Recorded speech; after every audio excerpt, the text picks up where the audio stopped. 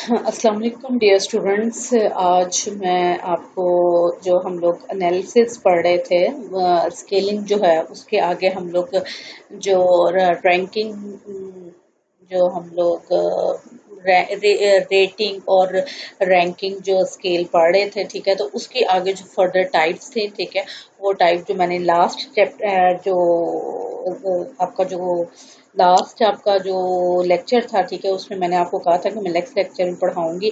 तो बेसिकली ये 5 जो है डिफरेंट स्केल और स्केल्स ऑफ मेजरिंग, ठीक है, एटीट्यूड ऑफ पीपल, इसमें जो है ये वाले हैं। सबसे पहले है जो है आर्बिट्रेरी अप्रोच है, ठीक है। उसके बाद आपके जो है कंसेंसस है, आइटम एनालिसिस है, और कम्युलेटिव स्केल अप्रोच है, और फैक्टर एनालिसिस स्केल अप्रोच है। सबसे पहले हम लोग जो है वो स्टार्ट करते हैं आर्बिट्रेरी स्केल से। Arbitrary scale are develop on ad hoc base, ठीक है। एडहॉक का मतलब होता है ना टेम्पररी जो है वो करना। तो आर्बिट्रेरी आप एडहॉक बेस पे कोई स्केल जो है वो आप डेवलप करते हैं, या टेम्पररी आपकी स्केल जो है डेवलप करते हैं। जैसे आप ये रिसर्च खत्म होती है तो वो स्केल जो है वो भी आपका डिस्पोज ऑफ हो जाता है, ठीक है। And are designed largely through the researchers own subjective selection of item, ठीक है। उसमें जो रिसर्चर है उसने खुद से जो है अपना जो सिलेक्ट करना है, अपना जो सब्जेक्ट है उसने खुद से सिलेक्ट करना है।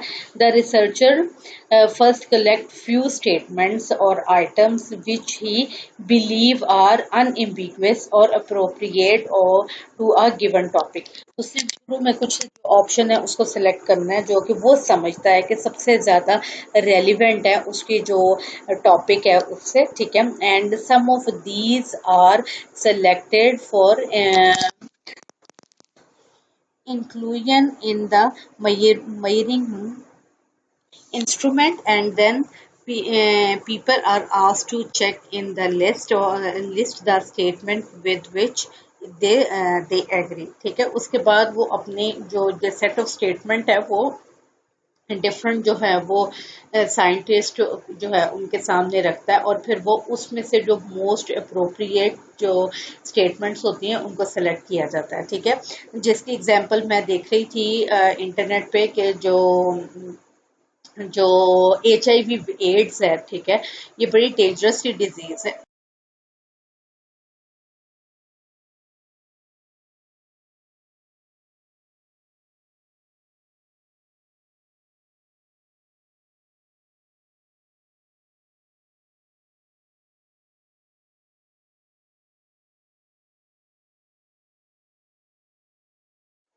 अच्छा, मेरे लैपटॉप की जो है वो चार्जिंग खत्म हो गई थी। चलें, हम लोग क्या पढ़ रहे थे कि डिफरेंट जो है वो ओपिनियन जो है वो रिसर्चर जो है वो लेके आता है, और वो फिर जो उसके जो एक्सपर्ट्स होते हैं उनके सामने रखी जाती है, और फिर उसमें से मोस्ट रेलिवेंट ओपिनियन जो है वो सेलेक्ट की जाती है। जिसकी एग्जांपल मैं इंटरनेट पे देख रही थी, जो HIV एड्स है, ठीक है, वो बड़ी डेंजरस डिजीज है, ठीक है।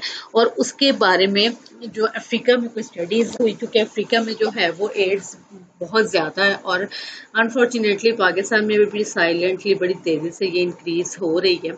तो जो HIV एड्स है उसके बारे में लोगों की क्या ओपिनियन है और किस तरह से अवेयरनेस जो है वो लोगों में जो है वो स्प्रेड की जाए, तो उस पर उसने तकरीबन कोई 60 जो है वो स्टेटमेंट्स जो है क्वेश्चंस जो है उसने बनाए, और उन 60 स्टेटमेंट्स को जब वो पैनल के सामने या जजेस के सामने या एक्सपर्ट्स के सामने लेके गए, तो उन्होंने उसमें से कोई 10 या 12 जो थे मोस्ट रेलिवेंट जो स्टेटमेंट्स थी वो उन्होंने सेलेक्ट की, और फिर उसकी बेस पे जो है उन्होंने अपनी जो रिसर्च जो है उसको आगे लेके गए, ठीक है।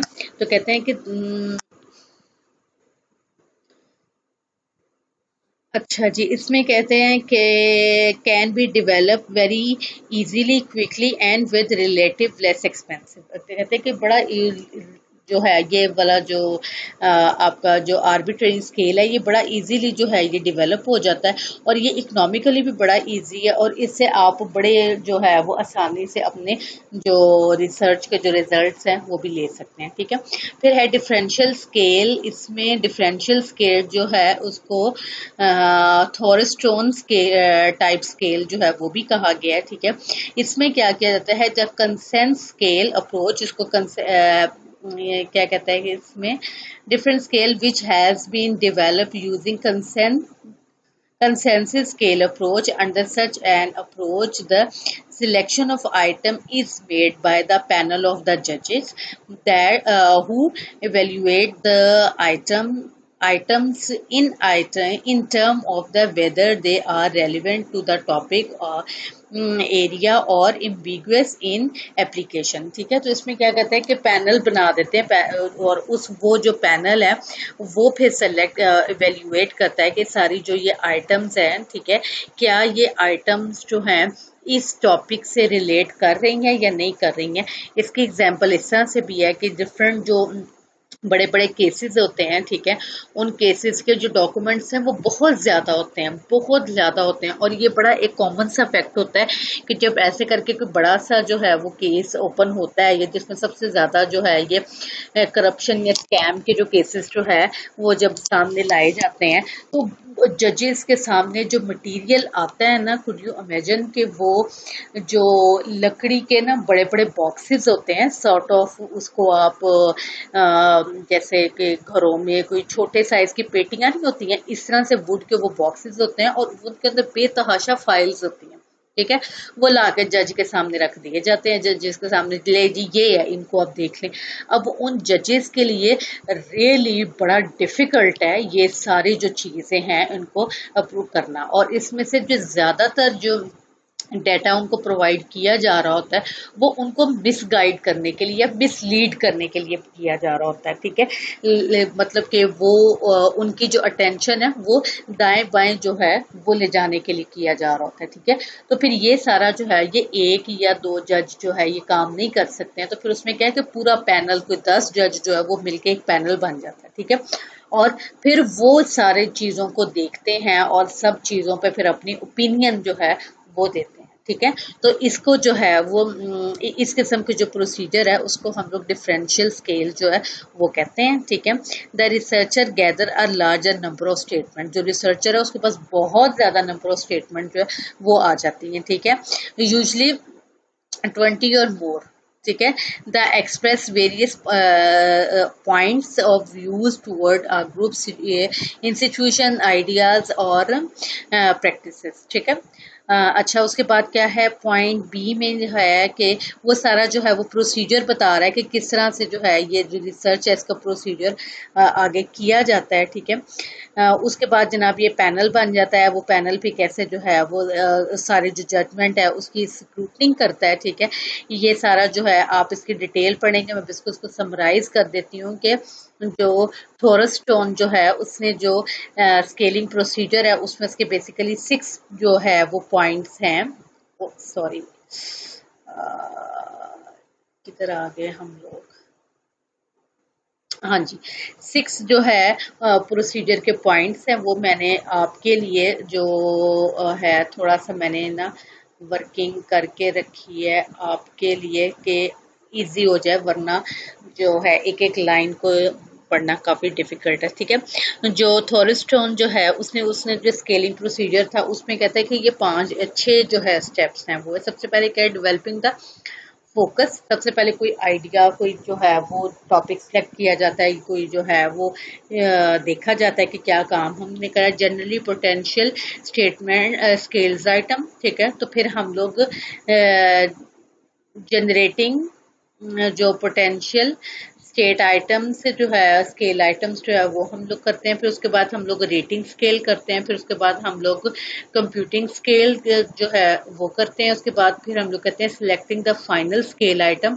फिर वो जो कंप्यूटिंग और रेटिंग करके उसमें से जो सबसे ज़्यादा जो मोस्ट रेलिवेंट आइटम है वो निकाल ली जाती हैं और फिर एडमिनिस्ट्रेटिंग द स्केल, और फिर जो वो स्केल है उसको रन किया जाता है अपनी रिसर्च को आगे लेके जाने के लिए। ठीक है, ये मैंने जो है सारा जो है पढ़ के, तो उससे मैंने ये एक आपके लिए इजी करने के लिए मैं ये लेके आई थी। ठीक है, तो इसको जो है आपने क्या करना है, ये डिटेल आपने सारी खुद पढ़नी है। ठीक है, इसमें से कोई भी ऐसी चीज़ नहीं है जो कि आपको समझ में ना आए, बड़ा सिंपली से उसने जो एक्सप्लेन किया हुआ है।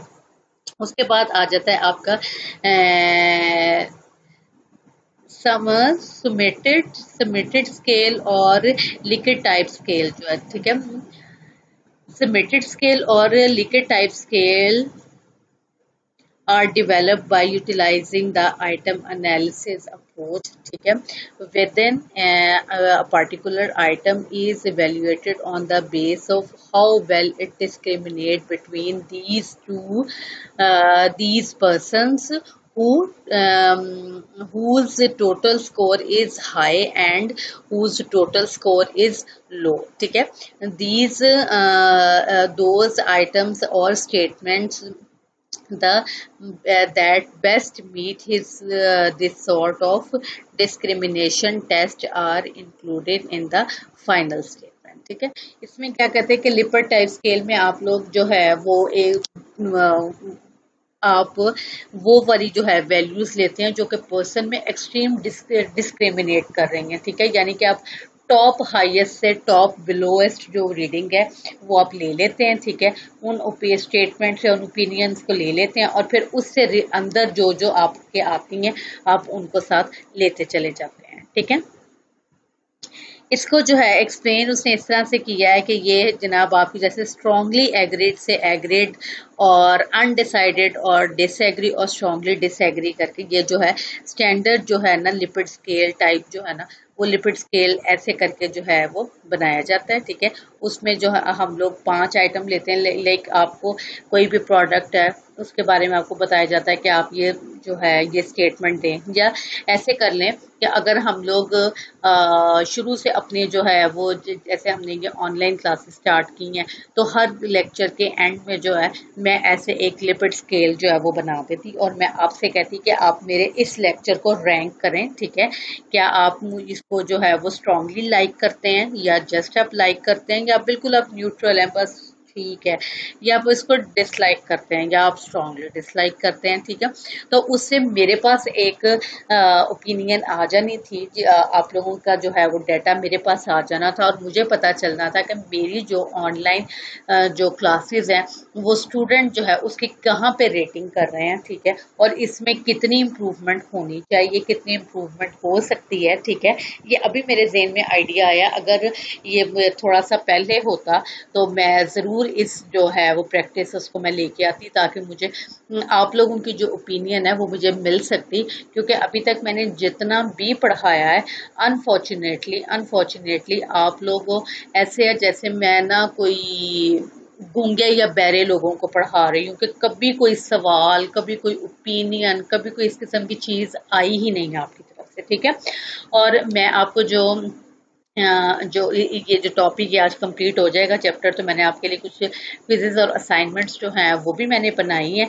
जो मैं आपके साथ शेयर करूंगी, और फाइनल जो आपका जो होगा वो मैं काफ़ी स्ट्रिक्ट तरीके से लूँगी। उसमें अगर आपने कॉपी पेस्ट करके या इस किस्म की चीज़ें की तो मैं उसके बड़ी स्ट्रिक्टली जो है वो मार्क्स काटूंगी। ठीक है, क्योंकि अगर मैं इतनी मेहनत से पढ़ा रही हूँ तो मैं इस चीज़ को बिल्कुल जो है वो राइट रखती हूँ कि मैं आपके जो है वो फोर्सफुली जो है वो आपको पढ़ाई की तरफ लेके आऊँ। ठीक है, अगर आप नहीं पढ़ेंगे तो यू विल बी फेल्ड, आप बड़ी इजीली फेल हो जाएंगे। नेक्स्ट सेमेस्टर में आप देखें कि दोबारा फिर इसको कैसे पढ़ेंगे। ठीक है, उसके बाद प्रोसीजर है, प्रोसीजर सेम वही है, मैंने साइड पे जो है वो लिखा भी हुआ है कि डिफाइनिंग द फोकस और gathering the items, rating the item, selecting the item और एडमिनिस्ट्रेटिंग द स्केल। ठीक है, वो सेम वही है।